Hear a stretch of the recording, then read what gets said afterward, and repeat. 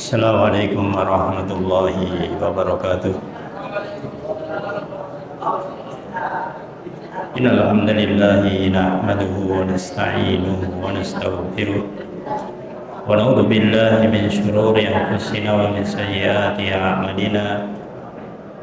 May yahdihillahu fala mudilla lahu wa may yudlil fala hadiya lahu. Asyhadu an la ilaha illallah wahdahu la syarika lah wa asyhadu anna Muhammadan abduhu wa rasuluh. Qala Allah ta'ala fi kitabihil karim, ya ayyuhalladzina amanu taqullaha haqqa tuqatih wa la tamutunna illa wa antum muslimun. Amma ba'du, fa inna asdaqal hadits kitabullah wa khairal hadi hadi Muhammadin sallallahu alaihi wasallam wa syarrul umuri muhdatsatuha wa kullu muhdatsatin bid'ah wa kullu bid'atin dhalalah wa kullu dhalalatin finnar. Allahumma shalli ala Muhammad wa ala alihi wa ashabihi wa man tabi'ahum bi ihsanin ila yaumiddin. Ayyuhal ikhwah azli wa alhamdulillah, puji syukur kita panjatkan kehadirat Allah Ta'ala atas segala nikmatnya. Kita lanjutkan membacakan tentang al-adab al-asyrah, adab yang 10 yang ditulis oleh Syekh Utsaimin rahimahullah Ta'ala, di mana tulisan ini ditulis oleh murid beliau tentang perkataan beliau. Adab yang berikutnya yaitu as-sadis, adab yang ke-6. Dia menulis, idza atasta faghatti wajhak biyadik aw bi thawbik wahmadillah fa in sammataka ahadun faqala yarhamukallah faqul yahdikumullah wa yuslih balakum. Di dalam hadis yang adab yang ke-6 ini para jamaah berkenaan tentang adabul autas, yaitu adab bersin, adab ketika bersin. Dia mengatakan di sini ada fihi arba'u masail, ada 4 hal, 4 permasalahan, 4 poin yang bisa kita ambil faedahnya. Fal mas'alatul ula, permasalahan pertama yaitu fi qaulihi, di dalam perkataan beliau, idza atasta faghatti wajhak biyadik wa bi thawbik. Kalau kamu bersin, maka hendaklah tutupi. Ya, ketika bersin ditutupi wajahmu. Tutuplah wajahmu dengan apa? Biyadika, dengan tanganmu. Au bi thawbika, atau dengan pakaianmu. Jadi ketika kita bersin itu hendaklah kita usahakan kita tutupi, bisa dengan tangan atau dengan baju. Al-autas, bersin itu dimaknakan yaitu sautun yahruju minal anf ma'a hawa'in syadid. Kita tahu bersin adalah merupakan kondisi di mana ada suara yang keluar dari hidung dengan ma'a hawa'in syadid, itu dengan semburan yang keras, hawa yang keras. Maka boleh katakan faedah atau sal abdu, maka ketika seorang hamba itu bersin, umira ayyughatiya wajhah, diperintahkan untuk menutupi wajahnya. Meskipun di sini ketika bersin sebenarnya dari hidung, tapi yang ditutupi adalah wajahnya karena memang bagian dari wajah. Apa gunanya? Li alla yata'atsara asaru utasihi, agar tidak tersebar, yaitu bersihnya tidak menyebar kemana-mana, mimma yahruju min anfi, yang itu keluar dari hidungnya. Wa yughattih biyadihi, maka adalah dia berusaha untuk bisa menutupi dengan tangannya, au bi thawbihi, atau dengan pakaiannya. Gunanya liyasula hubsul mutanazir, gunanya agar menahan, yaitu semprotan dari bersin itu, min anfi, dari hidungnya, inda utasi, ketika bersin. Ayyuhal ikhwah azani wa azkumullah. Di sini ada 2 yang bisa kita lakukan ketika bersin. Yang pertama yaitu dengan tangan, yang kedua dengan pakaian. Maka beliau katakan faima yurad thawbah, kalau dengan pakaian itu bisa dengan imamah atau dengan ujung baju misalkan, atau yang memungkinkan. Adapun kalau dengan tangan dikatakan wal mukhtar, kalau dengan tangan kaunul imsak bil yadil yusra. Kalau dengan tangan hendaklah kita menutupnya dengan tangan kiri. Dengan tangan kiri. Kenapa? Li'anal kharij adatan indal utas, karena yang keluar ketika bersin itu adalah al-muhad, yaitu semacam ingus, ya, semacam ingus. Biasanya namanya orang bersin itu dekat dengan yang waktunya pilek, misalkan demikian, maka biasanya ada ingusnya. Maka dikatakan wah mustaqdarun tabaan, ini secara secara tabiat, secara keumuman kebiasaan itu sesuatu yang kotor, ya, la syar'an, meskipun secara syariat itu tidak najis. Fatiba'un nas tanfuru min ru'yatihi wa athari, maka biasanya manusia kalau ada orang yang bersin itu dia menghindar, refleks, ya, khawatir karena apa? Bahasanya terkena virusnya gitu. Wa in kana ghairu mustaqdirin syar'an, meskipun secara syariat itu tidak najis. Ya, tidak najis. Maka di sini para jemaah, beliau yang pertama, kaidah yang pertama menekankan bahwasanya ketika kita bersin kita tahan. Yang ditahan bukan bersihnya, yaitu keluarnya. Ya, bukan nggak jadi bersin enggak. Ya, tapi adalah bersin tapi ditahan. Artinya ditahan yaitu setelah bersin itu ditahan supaya tidak keluar, yaitu ingusnya atau virusnya dan lain-lain. Dan menahannya itu dengan tangan kiri, karena secara umum kalau tangan kanan itu untuk yang baik-baik. Wal mas'alatu tsaniyah, adapun yang kedua, biqauli wahmadillah, ketika bersin hendaklah mengucapkan alhamdulillah.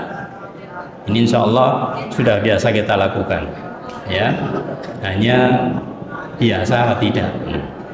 Karena kalau orang tidak membiasakan, itu yang keluar bukan alhamdulillah, yang keluar macam-macam. Bahkan kita pernah mendengar, karena orang tidak ngerti agama, nggak paham agama, bersinnya itu yang keluar bukan kata-kata pujian, tapi malah kata-kata kotor. Waliyadzubillah. Maka ini harus hati-hati, ya, apalagi dibuat-buat. Maka ini juga tidak mendatangkan faidah. Adapun lafaz ketika bersin alhamdulillah para jemaah, dikatakan di sini adalah salah satu lafaz yang mencukupi dengan mengucapkan alhamdulillah. Namun ketika ada tambahan, maka itu juga dibolehkan. Maka dikatakan sini, faman zada syai'an mimma warada kana akmal fil imtithal. Kalau misalkan ada tambahannya, maka itu dibolehkan. Ada dua riwayat, yaitu yang pertama dari Abu Hurairah radhiyallahu an, dan riwayat hadis Imam Abu Dawud, Rasul bersabda, idza atasa ahadukum falyaqul alhamdulillah ala kulli hal. Alhamdulillah ala kulli hal. Ini boleh. Ini dari hadis Abu Hurairah. Kemudian ada juga hadis dari Salim bin Ubaid radhiyallahu an, lafadznya Rasul bersabda, idza atasa ahadukum falyaqul alhamdulillahi rabbil alamin. Ini juga boleh, ya. Maka ada tiga bacaan, boleh alhamdulillah saja, alhamdulillah ala kulli hal, alhamdulillahi rabbil alamin.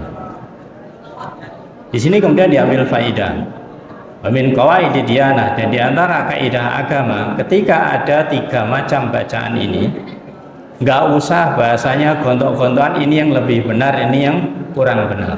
Ketika itu jelas, yaitu maksur, yaitu ada sumbernya yang sahih, maka justru disinilah letaknya kita itu bisa mengamalkan satu dengan yang lainnya secara bergantian.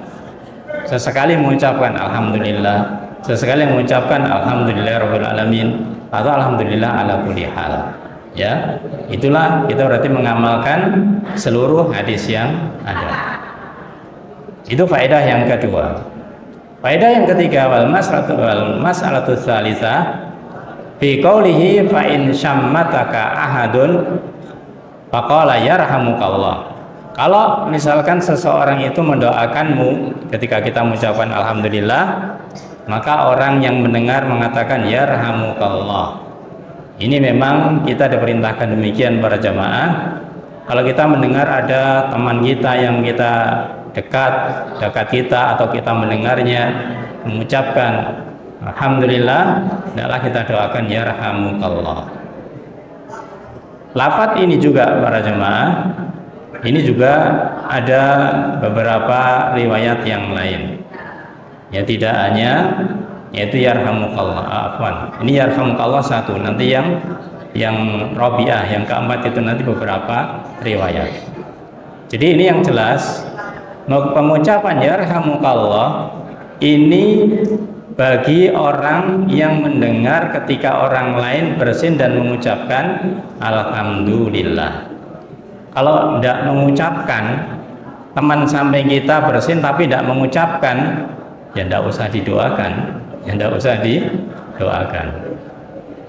Maka dikatakan sini wa doa birrahmah muta'alliqun biman hamida ba'da utasi. Doa ya dengan rahmah yarhamukallah ini terkait dengan orang yang mengucapkan alhamdulillah. Fa'in atasa falam yahmadillah, kalau dia bersin tidak mengucapkan alhamdulillah, lam yuda'alah birrahmah, tidak didoakan. Sudah, nggak usah diucapkan yarhamukallah. Jadi ketika kita mau mendoakan yarhamukallah, dengarkan dulu dia mengucapkan alhamdulillah atau tidak. Kalau enggak usah. Ya. Ada riwayat dari Anas bin Malik radhiyallahu an dalam Sahih Bukhari. Beliau mengatakan atau sa'in dan Nabi sallallahu alaihi wasallam rajulan. Pernah ada dua orang laki-laki itu bersin di samping Rasul sallallahu alaihi wasallam. Fashammata ahaduhuma wa lam yushammit al-akhar. Dua orang ketika bersin ini ya tentunya bergantian. Ketika yang satu bersin kemudian dia mengucapkan alhamdulillah, yang satu bersin tidak mengucapkan. Maka Rasul kemudian mendoakan salah satunya saja. Maka yang satu ini iri. Ya, faqala alladzi lam yushammithu. Maka yang tidak mengucapkan alhamdulillah tanya pada Rasulullah SAW, ya, atau safulan fasyammatahu. Wahai Rasulullah SAW, ketika dia bersin kamu mendoakan. Wa atastu ana falam tusyammitni. Adapun ketika aku bersin kok enggak engkau doakan Rasulullah SAW. Apa jawab beliau? Qal inna hadza hamidallah. Ketika dia bersin mengucapkan alhamdulillah. Wa innaka, dan kamu lam tahmadillah. Kamu tidak mengucap alhamdulillah, ya tidak doakan. Nah, inilah para jemaah. Kadang-kadang kita itu ya refleks ya, ada orang bersin langsung yarhamukallah, ya tunggu dulu sampai dia mengucapkan alhamdulillah ataukah tidak. Kemudian yang terakhir pada jamaah, bagian yang akhir, wal mas'alatur rabi'ah fi qoulihi faqul yahdikumullah wa yuslih balakum. Nah, ini kemudian jawaban ketika setelah kita yang bersin misalkan mengucapkan alhamdulillah, kemudian ada orang lain mengucapkan yarhamukallah, maka kemudian kita balas lagi yahdikumullah wa yuslih balakum. Ini adalah jawaban bagi orang yang bersin. Lafaz ini para jamaah ada juga diriwayatkan dengan lafaz yang berbeda. Disebutkan di dalam riwayat dari Ibnu Umar radhiyallahu anhu, annahu kana yaqul, beliau mengatakan yarhamunallah wa iyyakum wa yaghfir lana wa lakum. Ya, panjang. Yarhamunallah wa iyyakum wa yaghfir lana wa lakum. Tidak hanya yarhamukallah saja. Ada juga lafaz yang berikutnya yaitu yarhamuna wa yarhamukumullah. Itu juga boleh sebagai pengganti yahdikumullah wa yuslih balakum. Jadi kalau ada orang mendoakan dengan kata yarhamuna wa yarhamukumullah, ya tidak masalah. Itu pengganti yahdikumullah wa yuslih balakum. Maka dari sini para jamaah, kesimpulannya di dalam bagian adab bersin ini ada dua. Yang pertama yaitu dzikrul atis, yaitu ucapan bagi orang yang bersin.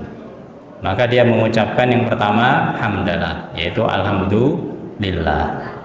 Kemudian bagi dia pula, kalau nanti dijawab oleh orang lain, dia mengucapkan yahdikumullah wa yuslih balakum. Ini bagi yang bersin. Kemudian yang kedua, bagi orang yang mendengar ada orang yang bersin, maka hendaklah dia mengucapkan yarhamukallah, yarhamukallah. Maka itulah para jemaah untuk adab di dalam bersin. Oh ya, sedikit nambahkan artinya. Biasanya orang